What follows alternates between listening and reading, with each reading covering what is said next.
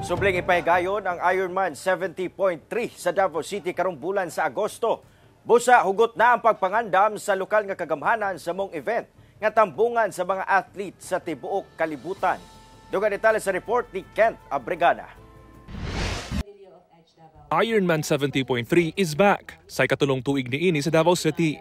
Karong August 11, 2024, dunay mga bagong set sa swim bike route kung asa i-feature ang Davao City Coastal Road alang sa 1.9 km swim.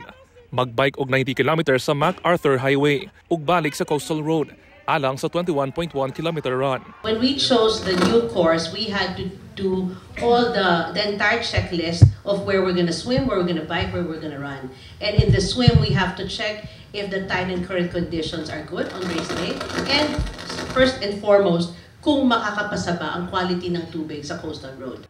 Ang mudaog sa age group qualifying slots mulaban sa 2025 VinFast Ironman World Championship sa Marbella, Spain sa November 8 to 9, 2025. Yung kagandahan naman sa race natin ngayon, it's a qualifier for the age group women 70.3 that the top 5 age group finishers can qualify as an invitational slot to the World Championship full distance in Nice.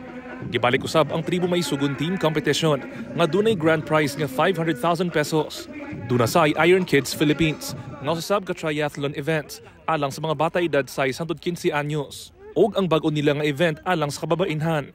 Ang Guapa da Buena nga usa ka 5 km run. Sa karon, wala usay pro category. Last year, the only race we had na may pro ay Davao. This year, ang may pro lang sa Pilipinas ay yung Lapu-Lapu naman. So umiikot kung saan may pro. Gibudyo usab sa LGU Davao nga padayon na pagpangandam sa mga safety and security personnel alang sa maong event. Our responders are always doing their training. Even the security sector are also doing some simulation exercises. So in fact, if we do the swim testing for the last 2 times that we did, even our responders were there. Kauban si Mel Cominares sa kamera. Ako si Kent Abrigana para sa One Mindanao.